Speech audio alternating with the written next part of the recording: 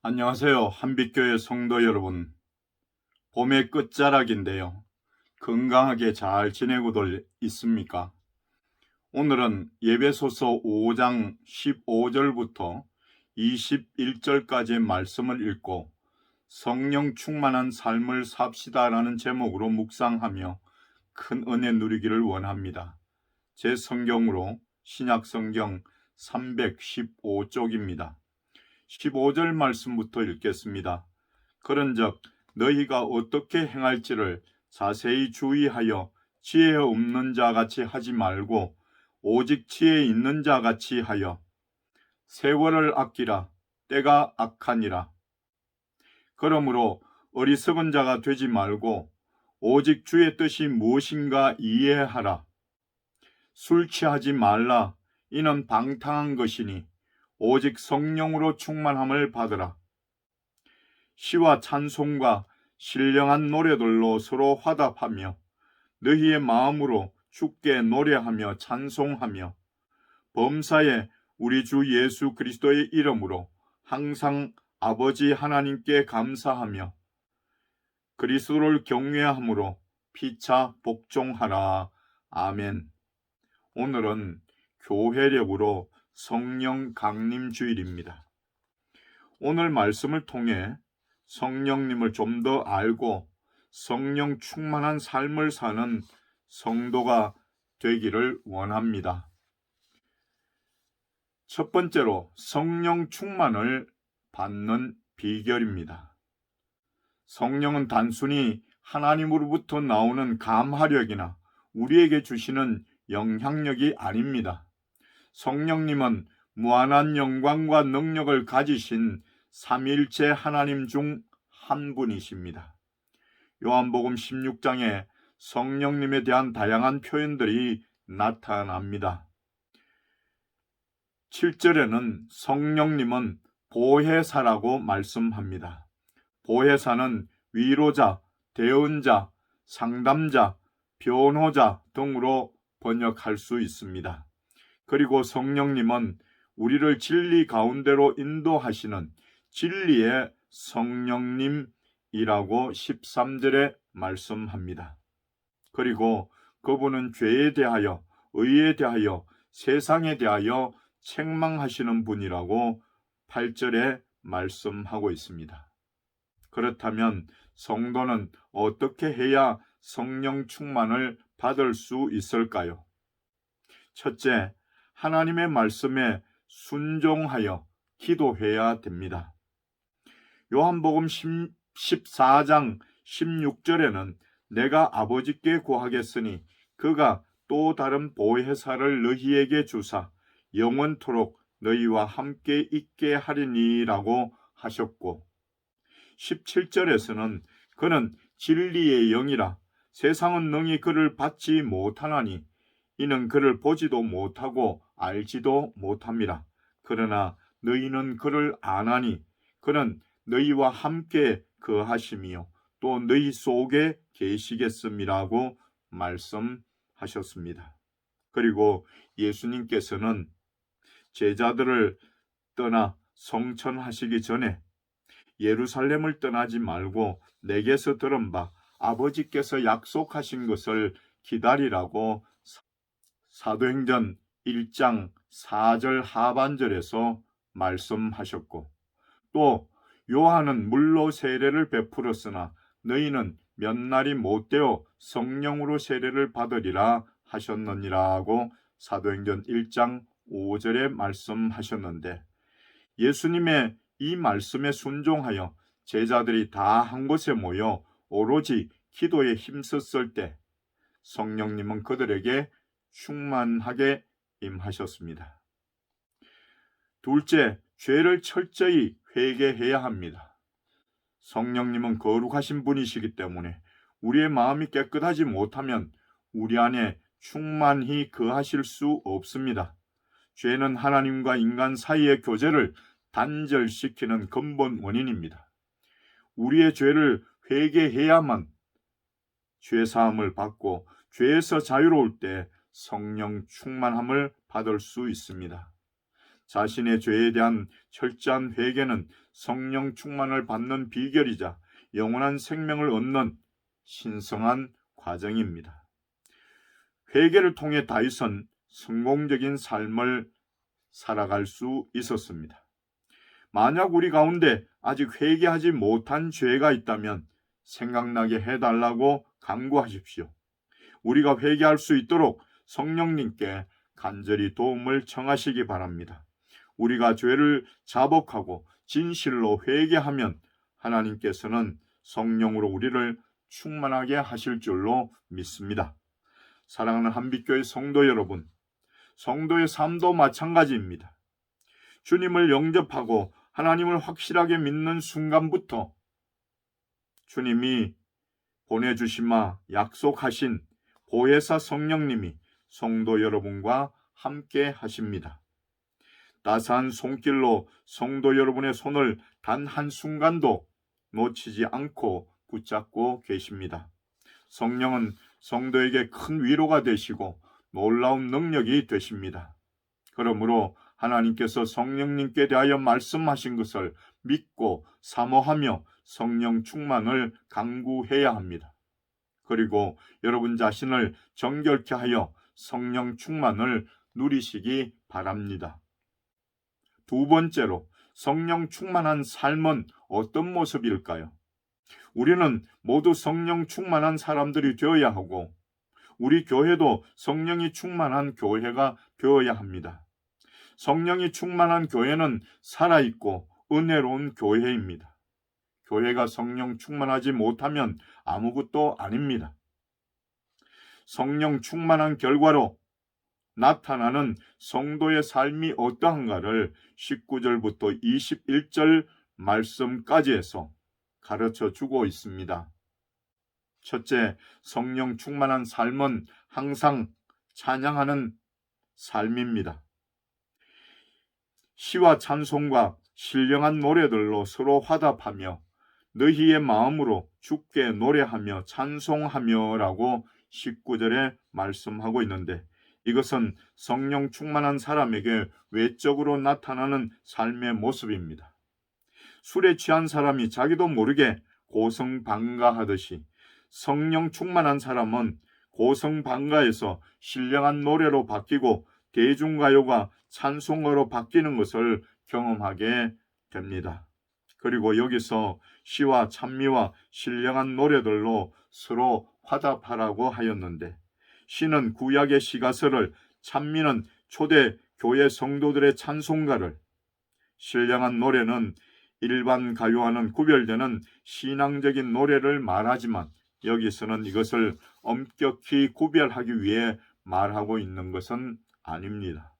성도의 구별된 생활은 노래에서도 나타나야 합니다. 세상 가요를 부르는 것이 죄악된 것만은 아닙니다. 그러나 성령 충만한 성도라면 그의 입으로 부르는 노래가 세상 노래보다는 찬양이어야 하지 않겠습니까? 성도 여러분, 찬송은 우리의 신앙 고백입니다. 역경의 순간에도 찬송하면 찬송은 우리에게 위로와 평강을 줍니다. 찬송을 하면 마음도 담대해집니다. 두려움이 없어집니다. 불안과 근심, 걱정도 사라집니다. 이런 사람의 삶은 승리할 수밖에 없습니다. 둘째, 성령 충만한 삶은 항상 감사하는 삶입니다. 사도행전 16장을 보면 사도 바울이 실라와 함께 빌립보에서 전도하다가 억울하게 매를 맞고 옥에 갇힌 때가 있었습니다. 그런데 바울과 실라는 원망하지 않고 도리어 하나님께 기도하고 찬송하며 갑자기 큰 지진이 나서 옥문이 열리고 고랑이 풀리고 나중에는 옥사장과 그의 가족이 예수를 믿고 구원을 얻는 놀라운 일이 일어났습니다. 이렇게 찬송하고 감사하는 생활은 기적을 낳습니다. 성도 여러분, 감사한 마음은 믿음과 같이 성장합니다. 처음엔 평안할 때만 감사합니다. 그러나 그 믿음이 성장하면 역경과 환난 중에도 감사를 드리게 됩니다. 그래서 감사와 믿음을 측정해 보려면 내 마음속에 감사한 마음이 어느 정도냐 하는 것을 살펴보면 알 수 있습니다. 언제나 밝은 면을 바라보며 감사합시다. 아무리 캄캄한 밤이라 할지라도 빛나는 별을 인하여 감사하십시다.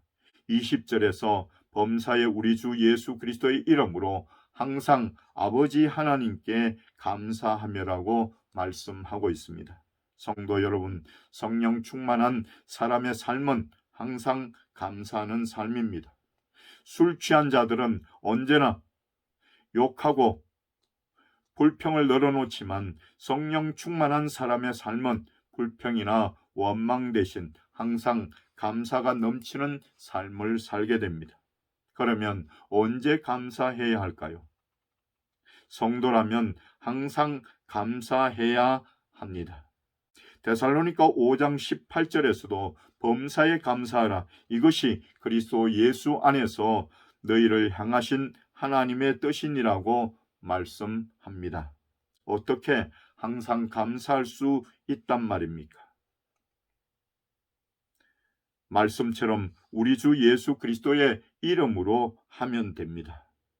다시 말해서 예수 그리스도 때문에 감사하라는 것입니다.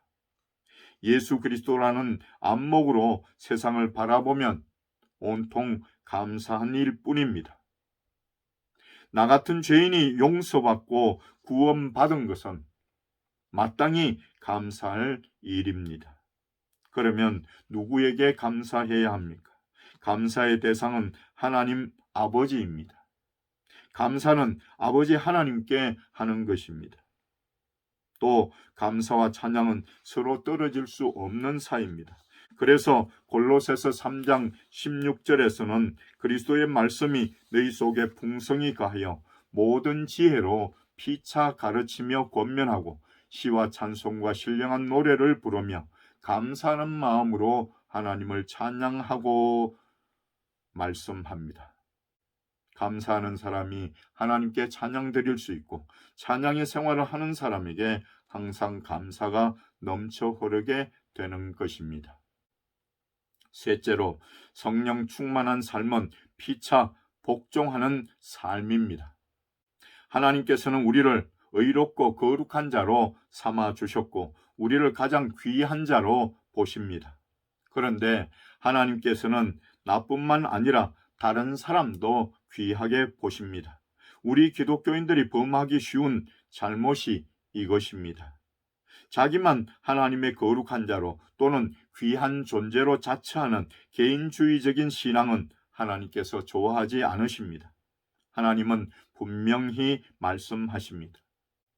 아무 일이든지 다툼이나 허영으로 하지 말고 오직 겸손한 마음으로 각각 자기보다 남을 낮게 여기고 각각 자기 일을 돌볼 뿐더러 또한 각각 다른 사람들의 일을 돌보아 나의 기쁨을 충만하게 하라.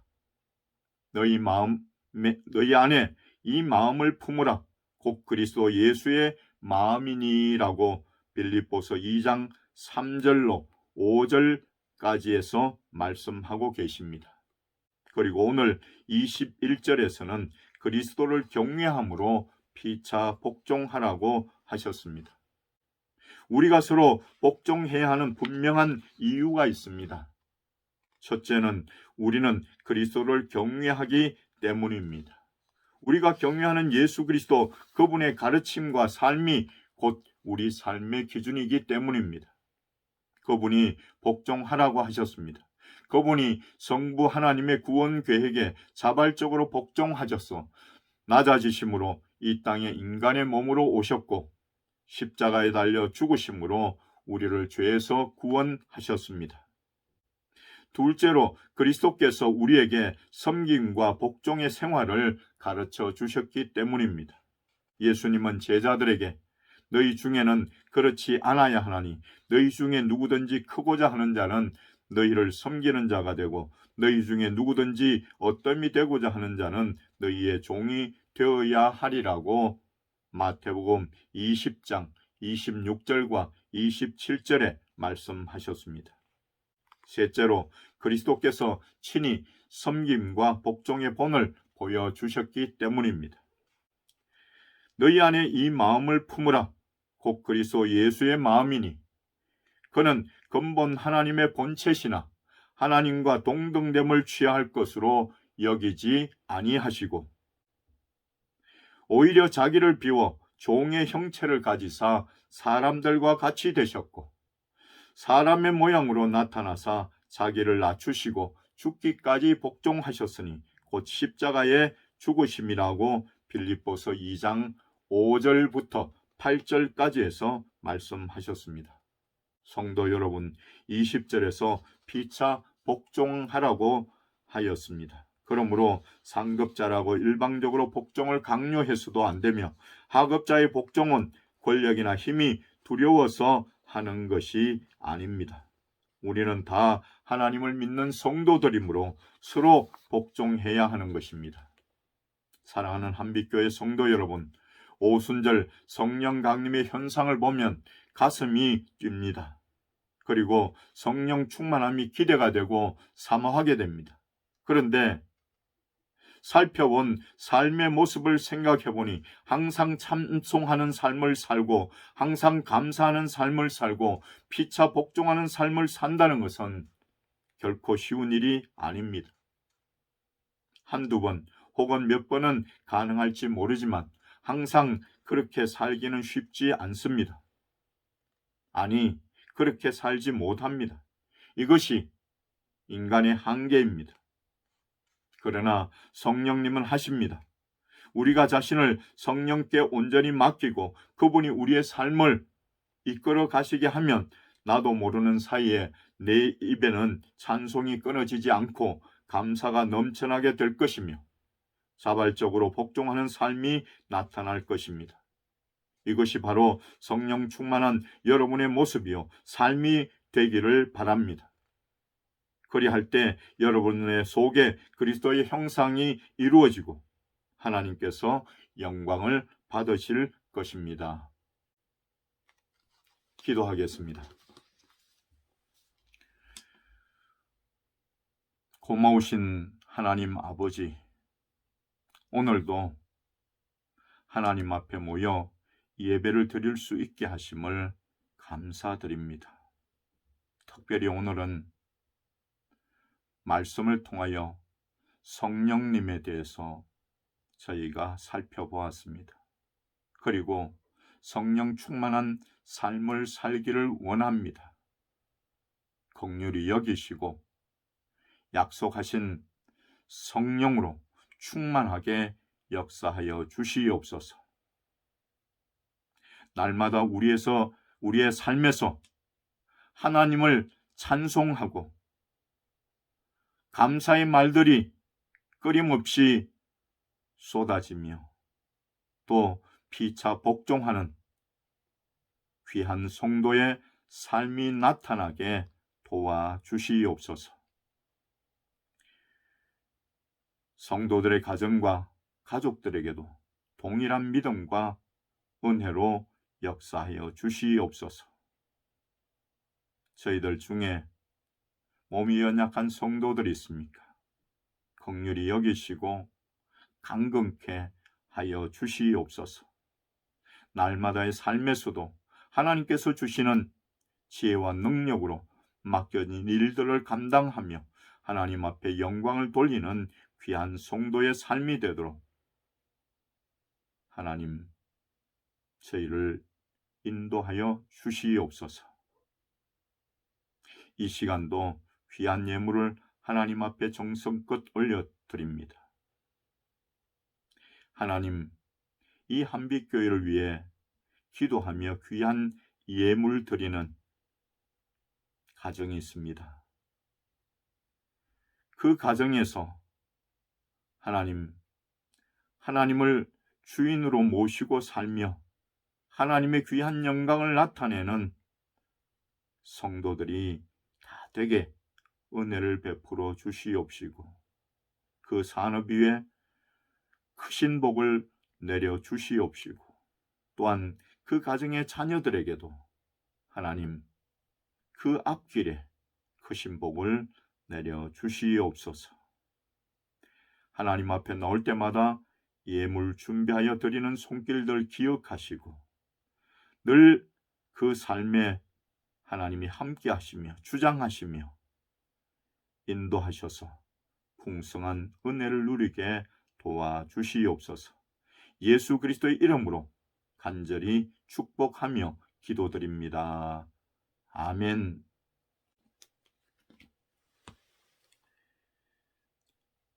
이제는 우리 구주 예수 그리스도의 크신 은혜와 하나님 아버지의 만극하신 사랑하심과 성령님의 충만 역사 위로 교통하심이 오늘도 하나님 앞에 나와 겸손히 예배드리는 귀한 성도들과 저들의 가정과 가족들과 이 838 대대와 그리고 이 나라 이 민족 위에 지금부터 영원토록 함께 있을지어다.